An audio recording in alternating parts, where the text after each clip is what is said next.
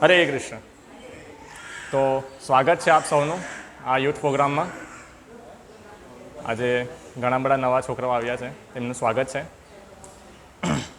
તો આજે આપણે ભગવદ્ ગીતા પરથી સમજવાનો પ્રયાસ કરીશું કે કેવી રીતે આપણું મન આપણા કંટ્રોલમાં નથી રહેતું, બહુ ચંચળ રહે છે. હા, કેવી રીતે આપણે કોઈ વસ્તુ પર ફોકસ નથી કરી શકતા સરળતાથી.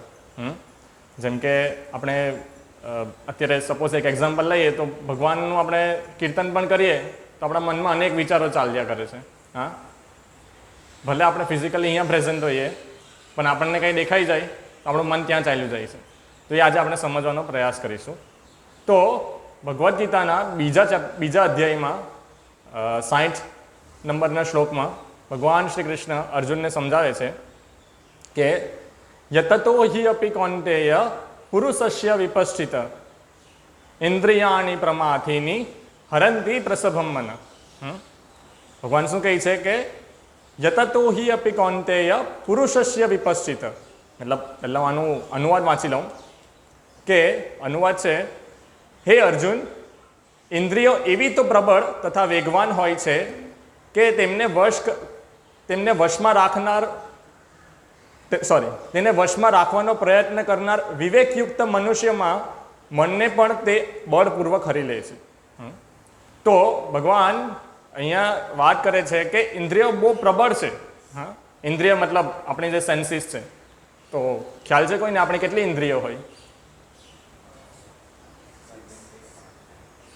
નહીં, નંબર ટોટલ કેટલી ઇન્દ્રિય છે? 11. મનને ગણીએ તો 11. બાકી 5 જ્ઞાનેન્દ્રિય અને 5 કર્મેન્દ્રિય. જ્ઞાનેન્દ્રિય મતલબ એવી આપણે ઇન્દ્રિય કે જેના પરથી આપણને જ્ઞાન મળે. જેમ કે આંખ છે તો જોઈ, દ્રશ્ય. કાન છે તો ધ્વનિ, અવાજ લઈ. નાક છે સુગંધ લઈ. ત્વચા સ્પર્શ અને જીભ તો સ્વાદ. તો આ 5 જ્ઞાનેન્દ્રિય છે અને એવી બીજી 5 કર્મેન્દ્રિય છે, હાથ પગ વગેરે. તો ભગવાન અહીંયા વાત કરે છે કે ઇન્દ્રિયનો વેગ જે પ્રબળ છે એકદમ, કે જે મનને પણ હરી લે છે. કેવા મનુષ્યના મનને? કે જે વિવેકયુક્ત છે. મતલબ આપણે જોઈએ તો કે જે આત્મ સાક્ષાત્કારના માર્ગમાં જે લાગેલા છે, મતલબ આપણે જે અત્યારે જોઈએ છે કે જે ભક્તિ કરે છે, અર્થાત એકદમ સરળ ભાષામાં કહું તો એ લોકોના મનને પણ હરી લે છે. જે રસ્તા પર સામાન્ય માણસ ચાલે છે એ લોકો માટે તો આ કહે જ છે ભગવાન, પણ જે ભક્તિમાં પણ લાગેલો છે, જે આત્મ સાક્ષાત્કારના માર્ગમાં જોડાયેલો છે, જે મનને કંટ્રોલમાં કરવાનો પ્રયાસ કરે છે, એ મનુષ્ય માટે પણ આ ભગવાન કહે છે વિવેકયુક્ત મનુષ્યના મનને પણ તે બળપૂર્વક હરી લે છે. હરી લે છે, ચોરી કરી જાય. તો ઇન્દ્રિય આવી છે. હરંતી પ્રસભમ મન, મનને હરણ કરીને લઈ જાય છે.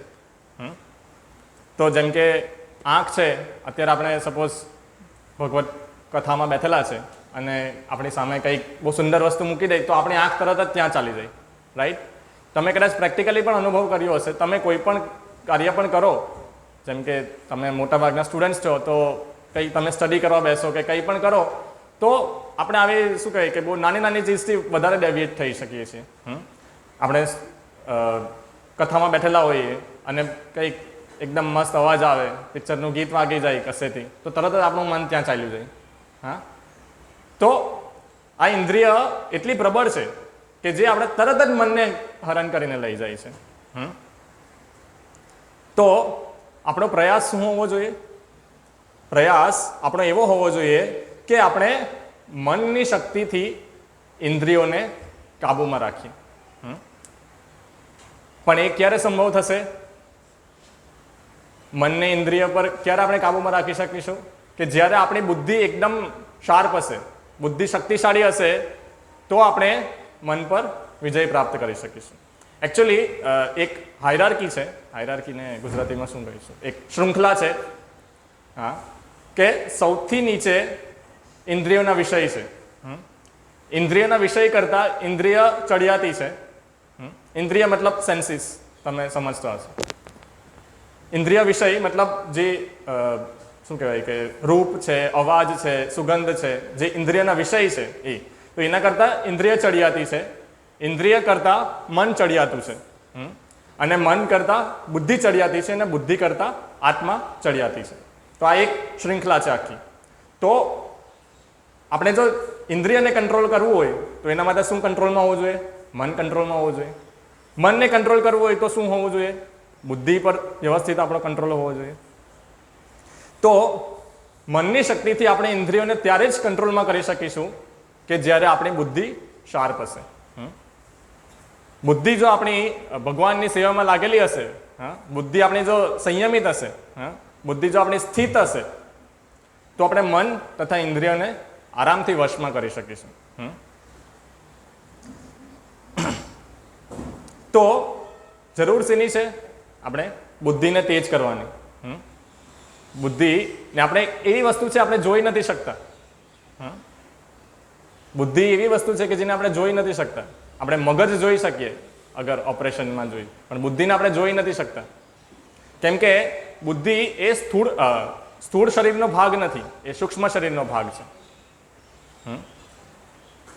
એના વિશે આપણે બીજી વાર ચર્ચા કરીશું.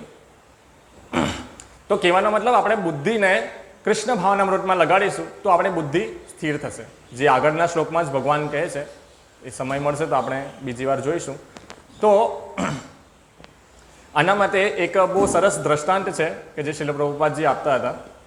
તો તમે સૌએ આ પોસ્ટર જોયું હશે ભગવદ્ ગીતાનું, ફેમસ. આમાં શું છે? એક રથ છે અને એના 5 ઘોડાઓ છે, 4 ઘોડાઓ છે. ઓકે. તો આ શરીર જે આપણું છે એ પણ એક રથ સમાન છે. જે રથમાં સવાર વ્યક્તિ જે છે, જે પેસેન્જર છે, એ કોણ છે? એની તુલના આત્મા સાથે થયેલી છે.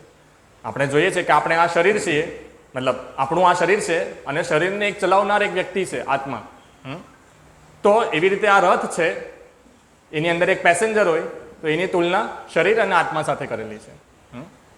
પછી આ જે રથને ચલાવનાર છે એ કોણ છે? એક સારથી છે, ડ્રાઈવર. તો એ સારથી એ આપણે બુદ્ધિની મતલબ એનાલોજીમાં આવે. બુદ્ધિના હાથમાં શું હોય? એટલે સારથીના હાથમાં શું હોય? લગામ હોય ને. તો એ જે લગામ છે એ આપણું મન છે. અને લગામ કોના પર લગાવેલી હોય? ઘોડા ઉપર. જે ઘોડાનો જે રથ છે તો એ ઘોડાઓ જે છે એની પર લગામ લગાવેલી હોય. તો એ જે ઘોડાઓ છે એ આપણી ઇન્દ્રિય છે. તો એ 5 ઇન્દ્રિય જે આપણી મુખ્ય છે, મતલબ જ્ઞાનેન્દ્રિય જે છે, તો એને જે 5 ઘોડા છે એની સાથે તુલના કરેલી છે. હવે વિચાર કરો કે અગર જો સારથીમાં પાવર નહીં હોય, સારથી જો ઢીલો હોય તો શું થાય? એનો લગામ પર પ્રોપરલી કંટ્રોલ નહીં રહે. અને જો લગામ ચાબુક જે છે એ બરાબર કંટ્રોલમાં નહીં રહી તો શું થાય? દરેક ઘોડા આમથી તેમ ભાગે. કોઈ ઘોડો આ દિશામાં દોડવાનો પ્રયાસ કરે, કોઈ ઘોડો બીજી દિશામાં પ્રયાસ કરે, કોઈ ઘોડો બેસી જવાનો પ્રયાસ કરે, તો કોઈ ઘોડો ઊભા રહેવાનો પ્રયાસ કરે. તો એને લીધે શું થાય? રથની ગતિ શું થાય? હલ્યા કરે ને. પણ એના લીધે સફરિંગ કોને થાય? મતલબ ભોગવવું કોને પડે? જે પેસેન્જર છે એને, રાઈટ? તો આપણા કેસમાં પણ આવું જ છે. આપણી દરેક ઇન્દ્રિય અલગ અલગ દિશાઓમાં પ્રયાસ કરે છે જવાનો. આપણી આંખ છે તો એ સારું જોવામાં દોડી જાય છે, કાન છે તો એ સારા ગાયનો સાંભળવામાં દોડી જાય છે, પછી નાક છે તો સારી સ્મેલ લેવામાં, ત્વચા છે તો સુંદર વસ્તુ સ્પર્શ કરવા માટે દોડી જાય છે. તો દરેક આપણી જે ઇન્દ્રિય છે એ અલગ અલગ દિશાઓમાં દોડ્યા કરે છે. ઇન્દ્રિયો વચ્ચે એક કોમ્પિટિશન લાગેલી હોય હંમેશા કે આ બધી ઇન્દ્રિયોમાંથી કોણ એ મનને હરી લઈ જાય, હરણ કરીને લઈ જાય. પણ એના લીધે ભોગવવું કોને પડે? પેસેન્જર એટલે કે આત્માએ, રાઈટ? તો આપણાથી પણ આવું જ, મતલબ આપણા કેસમાં પણ આવું જ છે. પણ જો આપણે એવું નહીં થવા દેવું હોય તો શું જોઈએ? તો ઘોડા પર વ્યવસ્થિત કંટ્રોલ હોવો જોઈએ, રાઈટ? તો એ આપણા કેસમાં શું છે? મન એ બુદ્ધિના કંટ્રોલમાં હોવું જોઈએ. પણ અત્યારે થાય શું છે? બુદ્ધિ મનના કંટ્રોલમાં આવી જાય. આપણે કોઈ વસ્તુ વિચારીએ કે મતલબ આપણને કોઈ વિચાર આવે કે આવું કરવાનું છે, પણ બુદ્ધિ તરફથી જવાબ આવે નહીં, પણ મન એટલું પ્રબળ હોય ના કરવાનું જ છે, કે આપણે ની ઈચ્છા હોય તો પણ કરી બેસીએ. હા, એકચ્યુઅલી મનનું કાર્ય છે થિંકિંગ, ફિલિંગ એન્ડ વિલિંગ, મતલબ વિચારવું, અનુભવ કરવું અને નિશ્ચય કરવો. અને બુદ્ધિનું કાર્ય છે કે સારા અને ખરાબમાં ભેદ કરવું, ડિસિઝન આપવું કે શું કરવાનું છે ને શું નથી કરવાનું. પણ શું થાય છે કે મન એ બુદ્ધિ પર હાવી થઈ જાય છે, એના લીધે આપણું કોઈ પણ ડિસિઝન સાચું નથી પડતું અને અલ્ટિમેટલી આપણે જ એનું પરિણામ ભોગવવું પડે છે.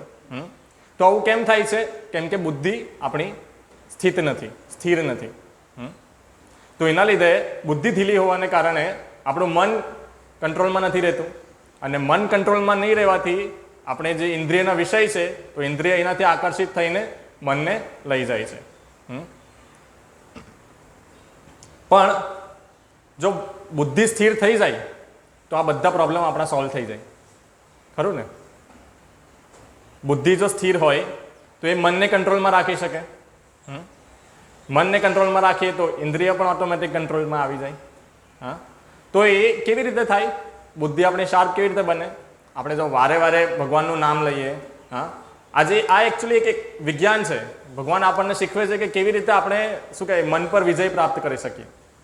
પાછળ પણ એક 6થા અધ્યાયમાં અર્જુન ભગવાનને પ્રશ્ન કરશે કે મનને વશમાં કરવું બહુ અઘરું છે, પણ ભગવાન એના જવાબમાં કહે છે કે અભ્યાસ અને વૈરાગ્યથી એને કરી શકાય છે. નો ડાઉટ અઘરું છે પણ અસંભવ નથી. તો એ અભ્યાસ કરવાનો છે આપણે. એટલે આપણે જો રેગ્યુલરલી ભગવાનનું નામ શ્રવણ કરીએ, હા, આપણે ઇન્દ્રને ભગવાનની સેવામાં લગાવીએ, હા, આ ભગવદ્ ગીતા જેવા અદ્ભુત ગ્રંથનો આપણે રોજ પાઠ કરીએ, હા, વ્યવસ્થિત રીતે, તો આપણે ઇઝીલી મતલબ બુદ્ધિ પર કંટ્રોલ આપી શકીએ છીએ. હા, અને આપણી બુદ્ધિ જો સ્થિર થશે તો આપણી ઇન્દ્રિયો પણ આપણા સંયમમાં રહેશે. તો આના માટે એક એક્ઝામ્પલ છે કે જે શ્રીલ પ્રભુપાદજી આપતા હતા કે આપણી જે ઇન્દ્રિય છે એ એકચ્યુઅલી આપણે હંમેશા વિનાશ તરફ જ લઈ જાય. આપણે જો ઇન્દ્રિયને ખુલ્લી મૂકી દઈએ તો એ હંમેશા આપણા વિનાશ તરફ જ લઈ જાય આપણને. એ કોઈ દિવસ આપણું સારું તો કરે જ નહીં. જેમ કે આંખ છે, આંખનું એક્ઝામ્પલ લઈએ તો પ્રભુપાદજી ઉદાહરણ આપે કે કીટ પતંગ એવા એક જીવ આવે, જીવજંતુ કે જે રાત્રે જન્મ લઈ અને 2-3 કલાકમાં જ મરી જાય. એના મરવાનું કારણ શું હોય? એ જે કીટ પતંગ જે છે, એ જે જીવજંતુ છે એ અગ્નિ પ્રત્યે બહુ આકર્ષિત હોય. એ જન્મ લઈ રાત્રે અને અગ્નિ તરફ એકદમ આકર્ષિત થઈ જાય, અને પોતાની ઇન્દ્રિય પર કંટ્રોલ નહીં હોવાને કારણે એ અગ્નિની એકદમ નજીક ચાલ્યું જાય અને અગ્નિમાં જ બળીને ભસ્મ થઈ જાય. તો આંખ છે, આપણો વિનાશ કરી નાખ્યું. હરંતી પ્રસભમ મન કરી નાખ્યું. પછી બીજું છે જીવહા, આપણી જીભ. તો એમાં એક્ઝામ્પલ આપતા હતા પ્રભુપાદજી કે માછલી છે, માછલીને કેવી રીતે પકડવામાં આવે? કોઈ જવાબ આપો. માછલીને કેવી રીતે પકડવામાં આવે? બોલો બોલો. એક લંગર નાખવામાં આવે. એક, હા, એ લંગરની ઉપર એક હૂક હોય, એ હૂક પર એક કીડો લગાવેલો હોય કે જે માછલીને બહુ સ્વાદિષ્ટ લાગતું હોય. એને જમીન મતલબ પાણીમાં નાખેલું હોય અને માછલીએ જોઈ, હા, માછલી જોઈ કે હા આ કીટ મતલબ જે જીવડું છે એ મારા વિનાશનું કારણ બનશે, પણ તેમ છતાં જે જીવહા છે એ જીવહાનો ટેસ્ટ એટલો પ્રબળ હોય એનામાં કે એ ની ઈચ્છે છતાં પણ એ ત્યાં જઈને મોં ભેરવી લે. અને શું થાય? જે માછીમાર છે એ એને ઉપર ખેંચી લે. તો જીવહા એ પણ આપણા વિનાશનું કારણ બન્યું. પછી છે કાન. કાન તો જે જંગલમાં હરણ હોય ને એનો શિકાર કેવી રીતે કરવામાં આવે ખ્યાલ છે કોઈને? શિકારી શું કરે કે વાંસળી વગાડે. હરણને વાંસળી બહુ પ્રિય હોય, મતલબ વાંસળીની જે ધ્વનિ છે એ બહુ મધુર હોય, એ એને બહુ પ્રિય છે હરણને. તો શિકારી શું કરે? હરણને પકડવા માટે વાંસળી વગાડે. અને હરણ આખા જંગલમાં ગમે તે જગ્યાએ ભટકતું હોય, પણ એ અવાજ સાંભળીને એ જે અવાજ જ્યાંથી આવે છે ત્યાં જવાનો પ્રયાસ કરે, અને જેવું એ શિકારીની નજીક આવે તો શિકારી એના બાણથી એને વિધી નાખે. તો કાન પણ આપણા વિનાશનું કારણ બની શકે છે. પછી જે ત્વચા, હા, આપણી જે સ્કિન છે, તો સ્કિન માટે એક્ઝામ્પલ છે હાથીનું. હાથી બહુ વિશાળ પ્રાણી છે, એને જલ્દીથી પકડી નહીં શકાય. તો એના માટે શું કરવામાં આવે કે એક હથણી, મતલબ ફિમેલ હાથીને એવી રીતે ટ્રેન કરેલી હોય, એવી રીતે પ્રશિક્ષિત કરેલી હોય કે એ એક જગ્યાએ એને ઊભી રાખવામાં આવે અને એની આગળ એક ખાડો કરી નાખવામાં આવે ઊંડો, અને એની પર ઘાસ ફૂસ બધું પાથરીને વ્યવસ્થિત કરી નાખવામાં આવે કે જેથી કોઈને ખબર નહીં પડે કે અહીંયા ખાડો છે. તો એ હાથી જ્યારે હાથણીને મતલબ સ્પર્શ બહુ પ્રિય છે હથણીનો. તો આવી રીતે આપણે પણ જેવી રીતે એડવર્ટાઇઝમાં જોઈએ ને, જે મોડેલ્સ હોય બધા અથવા તો હીરો હિરોઈન હોય તો પોઝ લઈને ઊભેલા હોય, તો હથણીને પણ એવી રીતે ટ્રેન કરેલી હોય કે એ ઊભી રહી કે જે હાથીને આકર્ષિત કરે, અને હાથી જેવો હથણીને સ્પર્શ કરવા આવે તો એ આગળ ખાડામાં પડી જાય. બાકી હાથી તો કેટલું વિશાળ પ્રાણી છે નહીં? તો એને પણ જસ્ટ એક ઇન્દ્રિયના વિષયથી વિનાશ કરવા, મતલબ ઇન્દ્રિયનો વિષય જે છે એ એને વિનાશ તરફ લઈ જાય છે, ઇન્દ્રિય એને વિનાશ તરફ લઈ જાય છે. તો ત્યાર પછી છે નાક, નાસિકા. હા, તો એના માટે એકચ્યુઅલી બે ઉદાહરણ છે. ભમરો, હા, ભમરો જે હોય એને ફૂલોની સુગંધ બહુ પસંદ હોય. એકચ્યુઅલી એ ટેસ્ટમાં પણ આવે, પણ આપણે અહીંયા સમજીએ તો શું થાય કે એ ફૂલો પ્રત્યે એટલો આકર્ષિત થઈ જાય કે ફૂલમાં જાય એની સુગંધ લેવા માટે, અને જ્યારે સૂર્યાસ્ત થાય તો ત્યારે ફૂલો પોતાની પાંખડીઓ સંકુચી લે. તો પણ એ બહાર નીકળે ભમરો, ફૂલમાં સુગંધ લેવા જાય, ફૂલ પર બેસે, અને સૂર્યાસ્ત થાય ત્યારે પાંખડી બંધ થઈ જાય તો એ પાંખડીમાં ગુંગળાઈને મરી જાય ભમરો. તો એ જે નાક છે એ નાક પણ આપણા વિનાશનું કારણ બને છે. અને આમાં એક બીજું ઉદાહરણ છે કસ્તુરી મૃગ. કસ્તુરી મૃગ એ મતલબ હિમાલયમાં આપણને જોવા મળે, હિમાલયનું પ્રાણી છે. કસ્તુરી મૃગમાં કેવું હોય કે એના શરીરમાંથી એક વિચિત્ર પદાર્થ ઉત્પન્ન થાય કે જેની સ્મેલ બહુ સુંદર હોય, બહુ મધુર હોય. આપણે જે પરફ્યુમ્સ ને જે સેન્ટ ને બધું યુઝ થાય ને તો એમાં એ પદાર્થ ઉપયોગ કરવામાં આવે. તો એ જે કસ્તુરી મૃગ છે એને પણ એ સ્મેલ બહુ એટ્રેક્ટ કરે, બહુ આકર્ષિત કરે. તો શું થાય કે એને એક વખત સ્મેલ આવે તો એ મતલબ એકદમ ઉન્માદ પાગલ જેવું થઈ જાય કે આ સ્મેલ ક્યાંથી આવે છે, અને એનામાં આમ ફરે તેમ ફરે, મતલબ એને શોધવાનો પ્રયાસ કર્યા કરે કે આ સ્મેલ ક્યાંથી આવે છે. પણ એ પોતે નથી જાણતું કે પોતાના શરીરમાંથી જ આવે છે એની સ્મેલ. તો એના માટે શું થાય કે એટલા પ્રયાસો કરે, એટલું બધું દોડે કે થાકી જાય, અને એ દોડતા દોડતા જ મતલબ પોતાનો દેહ ત્યાગ કરી દે, મરી જાય, થાકીને જ મરી જાય. તો આ છે કસ્તુરી મૃગ. તો આપણે સમજી શકીએ છીએ કે આપણી જે દરેક ઇન્દ્રિય છે એ આપણા વિનાશ તરફ જ આપણને લઈ જાય છે. તો આ જે ઇન્દ્રિય વિષય જે છે, જેમ કે સારું દ્રશ્ય, હા, સારો અવાજ, સારી સુગંધ, સારો સ્પર્શ, સારો સ્વાદ, તો આ બધું જે છે એ ઇન્દ્રિયને આકર્ષિત કરે છે, અને જો ઇન્દ્રિય સંયમમાં ના હોય તો એ મનને ખેંચીને લઈ જાય છે. તો એટલા માટે જ અહીંયા ભગવાન કહે છે કે ઇન્દ્રિય બહુ પ્રબળ અને વેગવાન છે કે જે વિવેકયુક્ત મનુષ્યના પણ મનને હરી લઈ જાય છે. તો આપણે ઇતિહાસમાં જોઈએ તો આના પણ ઉદાહરણ છે વિવેકયુક્ત મનુષ્ય. જેમ કે તમને હું એક એક્ઝામ્પલ આપું, કદાચ તમને એમની સ્ટોરી ખ્યાલ હોય કે નહીં ખબર નહીં, પણ એ આપણે બીજી વાર ચર્ચા કરીશું. પણ સૌભ્રી મુનિ નામના એક મુનિ હતા કે જેઓએ બહુ મતલબ ડિસ્ટર્બન્સ નહીં આવે તો એટલા માટે પાણીમાં જઈને તપશ્ચર્યા કરતા હતા, તપ કરતા હતા, ધ્યાન કરતા હતા. પાણીમાં જઈને અંદર, પાણીની અંદર શ્વાસ રોકીને. તો શું થાય કે એક વખત પાણીમાં હોય તો એ માછલીને સંગ કરતા જોઈ લે, તો એનામાં એમનું ફોલ ડાઉન થઈ જાય, પતન થઈ જાય. અજામિલ, કદાચ તમે નામ સાંભળ્યું હશે.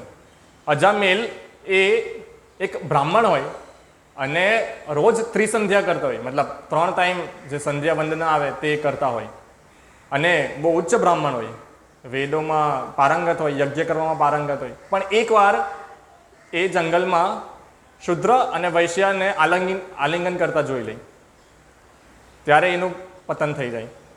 એ પછી કંઈ પણ કાર્ય કરે તો એને એ જ વિચાર આવે. તો આ બધા વિવેકયુક્ત મનુષ્ય છે. હા, પછી વિશ્વામિત્ર મુનિ. વિશ્વામિત્ર મુનિ 60,000 વર્ષ સુધી તપશ્ચર્યા કરે, તપ કરે, પણ શું થાય કે એને ખાલી જે એક યુવતીના પગના પાયલનો અવાજ આવે, ખન ખન.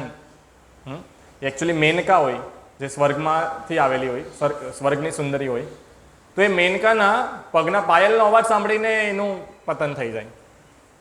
એની તપશ્ચર્યા બધી ભંગ થઈ જાય. 60,000 વર્ષ સુધીની તપશ્ચર્યા વિચાર કરો, અને 1 સેકન્ડમાં નષ્ટ થઈ જાય.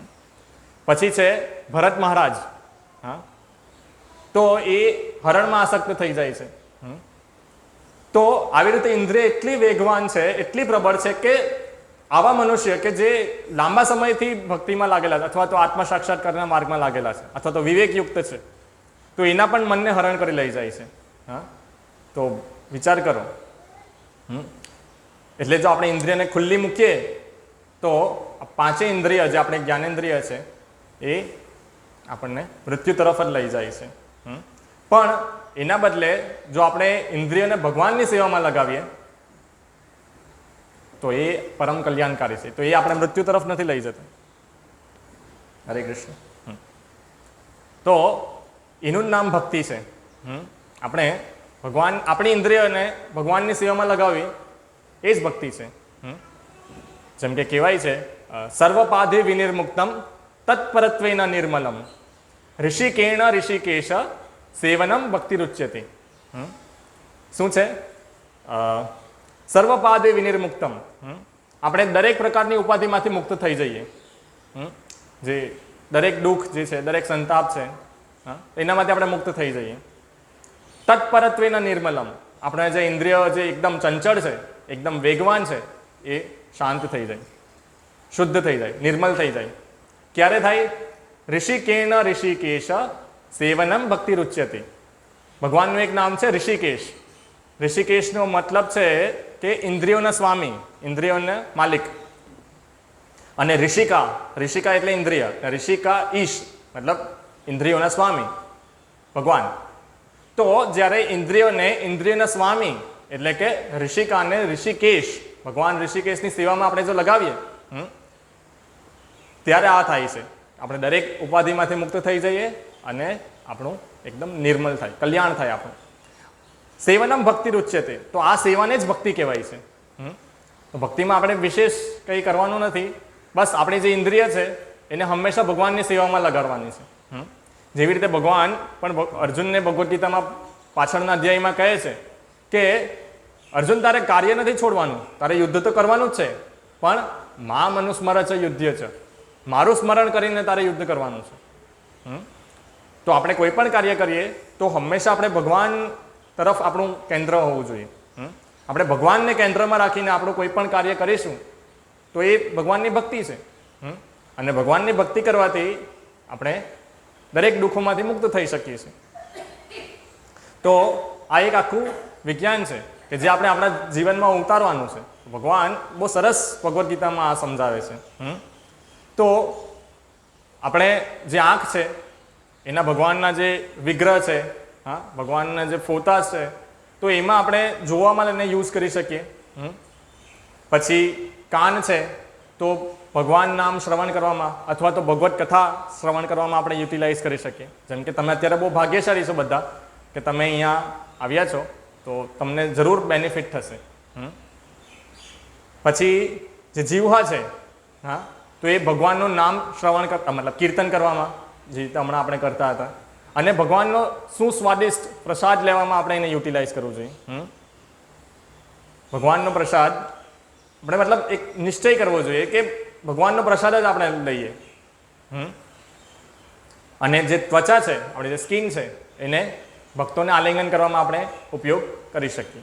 તો આવી રીતે આપણે, આ તો જસ્ટ એક બહુ નાનું ઉદાહરણ છે કે આપણે દરેક ઇન્દ્રિયોને ભગવાનની સેવામાં નિયોજિત કરી શકીએ. તો આપણે જોયું કે જ્યારે આપણે ભક્તિમાં નથી લાગેલા તો આપણે સરળતાથી ઇન્દ્રિયો પર કોઈ આપણો કંટ્રોલ જ નથી. આપણે સરળતાથી ઇન્દ્રિયો વિષય પર આકર્ષિત થઈ જઈએ છીએ.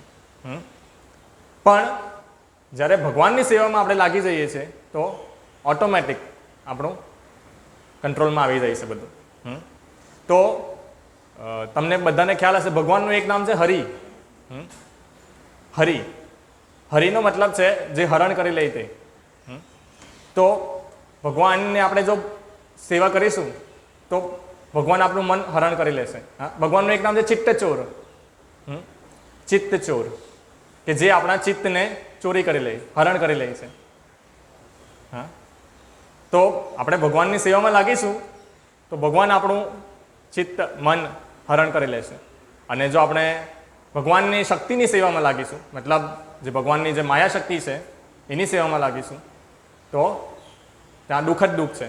પણ જો ભગવાનની સેવામાં લાગીશું તો ત્યાં પરમ સુખ છે. તો ચોઈસ આપણી છે હવે. હા, આપણું મન તો હરણ થવાનું જ છે. કાં તો ઇન્દ્રિય ભૌતિક જે ઇન્દ્રિય વિષયો છે એના પર આપણે આપણું મન હરણ કરવું છે કે પછી ભગવાનની સેવામાં આપણું મન હરણ કરવું છે. એ ચોઈસ આપણી છે. બંનેના રિઝલ્ટ આપણી પાસે છે. હા, ભગવાનની સેવામાં છીએ તો આપણે હંમેશા આનંદિત છીએ. આપણને જે પ્રભુપાદજી આ તાત્પર્યમાં બહુ સરસ લખે છે કે જેવી રીતે ભૂખ્યા વ્યક્તિને બહુ સારું ખાવાનું આપી દઈએ તો કેવો સંતુષ્ટ થઈ જાય નહીં. તો આમાં પણ એવું જ છે. આપણે જો ભગવાનની સેવામાં લાગીશું તો આપણે જેના માટે ભૂખ્યા છીએ, હેપીનેસ, આનંદ, હા, રસ, તો એ બધું આપણને ઇઝીલી મળી જાય છે. પણ એ જ વસ્તુ જો આપણે ઇન્દ્રિય વિષય તરફ કરીએ છીએ તો આપણું જે પરિણામ છે એ આખું વિપરીત છે. તો ચોઈસ આપણી છે, આપણે શું કરવું. હા, જેમ કે ભગવદ્ ગીતામાં પણ ભગવાને આ જ્ઞાન અર્જુનને આપ્યું, પછી એને કીધું કે મેં તને જેટલું જરૂર હતું બધું સમજાવી દીધું છે, હવે યથેચ્છસી તથા કુરુ, તારી જેવી ઈચ્છા હોય તે પ્રમાણે કર. પણ અર્જુન શું જવાબ આપે છે કે નષ્ટ મોહો સ્મૃતિર્લબ્ધ્વા તવ પ્રસાદાદ મયાચ્યુત.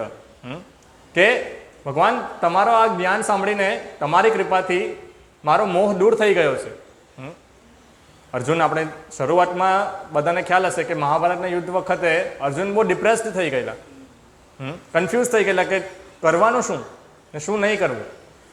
એ તો યુદ્ધ છોડીને જવા માંગતા હતા. પણ આ જ્ઞાન ભગવદ્ ગીતાનું એમણે સાંભળ્યું પછી એ ભગવાનને છેલ્લે કહે છે કે તમારી કૃપાથી મારો મોહ દૂર થઈ ગયો. જે મને ભ્રમણા હતી બધી મારી દૂર થઈ ગઈ અને મારી મેમરી મને પાછી મળી ગઈ. સ્મૃતિર્લબ્ધ્વા.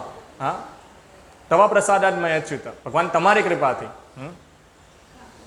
ગતા સંદેહ, મારો જે ડાઉટ્સ હતા એ બધા ક્લિયર થઈ ગયા. અને કરીશ્યે વચનમ તવ, અર્જુન છેલ્લે શું કહે છે ભગવાનને કે તમે જે પ્રમાણે કહ્યું છે એ જ પ્રમાણે હું કરીશ. કરીશ્યે વચનમ તવ. તો રિઝલ્ટ આપણી સામે છે. પાંડવોનો યુદ્ધમાં વિજય થયો. હા, તો આ જ્ઞાન જો આપણે પણ આપણા જીવનમાં ઉતારશું તો આપણે પણ પરમ વિજય થશે. એની ગેરંટી ભગવાન આપે છે ભગવદ્ ગીતામાં. એટલે ચોઈસ આપણી છે કે આપણે આપણું મન ઇન્દ્રિય વિષય પર હરાવવું છે કે ભગવાન પાસે હરાવવું છે. રાઈટ. તો અત્યારે આપણે જોઈએ તો આજે આખું જગત જે છે એ સુંદરતાની ચકાચોંધ પર જ ચાલે છે. આપણી આંખ જે છે હંમેશા સુંદર વસ્તુ જ શોધા કરતી હોય. તો આના માટે શ્રીલ પ્રભુપાદજી એક સ્ટોરી કહેતા હતા કે એક વખત શું થયું કે એક રાજકુમાર હતો. એ પોતાના ઘોડા પર સવાર થઈને આમ તેમ ભ્રમણ કરતા હતા. તો એને એક વખત એક સુંદર સ્ત્રી દેખાય, યુવતી દેખાય. અને એ સુંદર યુવતીને જોઈને એકદમ આકર્ષિત થઈ જાય એના પ્રત્યે. તો એ યુવતી પાસે જાય અને એને પ્રસ્તાવ મૂકે કે મને તમે બહુ ગમો છો, મતલબ હું તમારાથી આકર્ષિત થયો છું અને હું આવી રીતે એક રાજકુમાર છું અને હું તમારી સાથે લગ્નનો પ્રસ્તાવ મૂકું છું.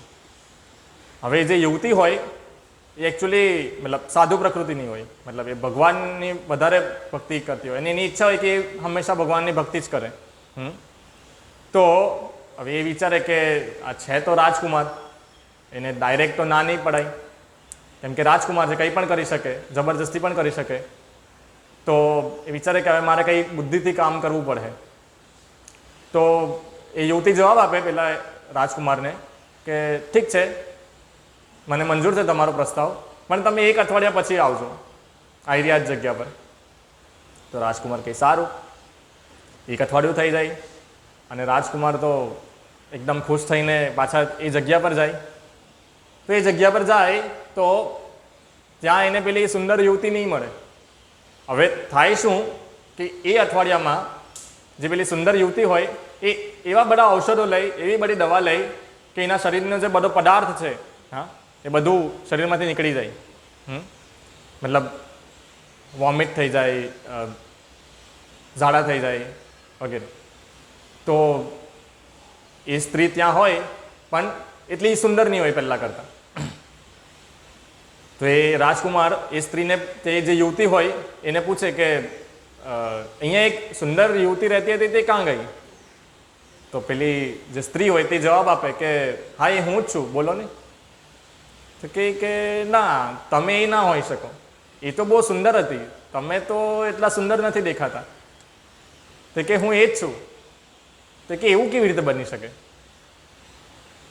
તો એ સ્ત્રી જવાબ આપે કે મારા શરીરમાં જે સુંદરતા હતી એ બધી મેં કાઢી નાખી છે. તો પેલા રાજકુમારને કંઈક સમજમાં નહીં આવે. તે કહે કે મને તમે વ્યવસ્થિત રીતે કહો.